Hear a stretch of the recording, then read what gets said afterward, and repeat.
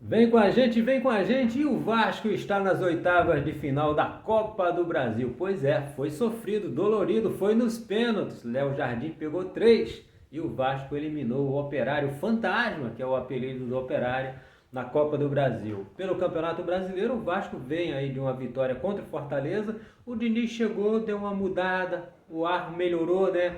Um novo treinador, sempre tem aquela mexida, né? Mexe com o brilho dos jogadores. E os jogadores estão sim acreditando que o Vasco terá dias melhores. Esqueça o Vasco lutar pelo título brasileiro, tá? Nem tanto, nem tão pouco. Beleza que classificou na Copa do Brasil, muita grana no bolso. E aí o Diniz vai ter um tempo aí com paz, né? Para trabalhar, para tentar acertar o time para o brasileiro, que a gente sabe que com esse elenco o Vasco não pode almejar grandes coisas no Campeonato Brasileiro. Meio da tabela e olhe lá, tá certo? Mas o Grêmio foi eliminado pelo CSA, rapaz. Pois é, o Grêmio foi eliminado pelo CSA. Então Vasco, CSA, Atlético Paranaense e também o Vasco, CSA e o São Paulo são os 4 primeiros classificados para as oitavas de final da Copa do Brasil.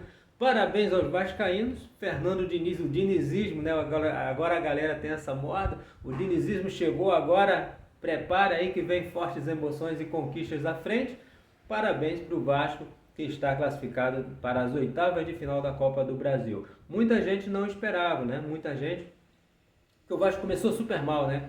Muita gente aí esperava o Vasco ficando pelo caminho antes, mas o Vasco está nas oitavas de final da Copa do Brasil e não sabe quem vai pegar. Ainda faltam definir aí os outros classificados. Temos 4 classificados hoje, entre hoje e amanhã saem os outros 12. E aí depois que tiverem os 16 vai haver sorteio, né?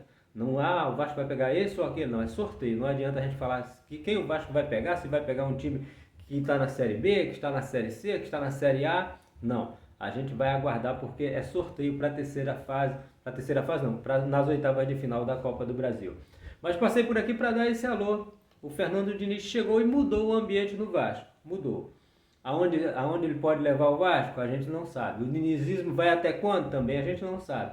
Mas a verdade é que mudou e o Vasco começa aí a respirar melhor, né? Lógico que o Vasco precisa fazer boas contratações, a gente sabe disso. O Vasco, com esse elenco, a gente que acompanha futebol, a gente dá as nossas opiniões, a gente vê o que está acontecendo no Vasco. O Vasco tem um problema crônico, né, de administração. O Pedrinho ainda não conseguiu mudar aquela cara do Vasco de antigamente, né? De 15, 20 anos atrás, que o Vasco sempre com aquele problema com diretoria. A resolução com a SAF, com a 777 foi um desastre. O Pedrinho tenta aí trabalhar para fazer o Vasco voltar a patamares melhores, mas ainda não está fácil. Não tem a grana, fez contratações erradas também, é bem verdade.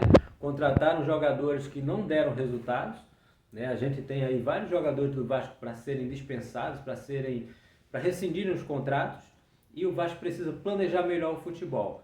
Mas pelo menos tem esse alívio aí da classificação da Copa do Brasil. Vem com a gente, bom dia, que Deus abençoe a todos. Parabéns, Vasco!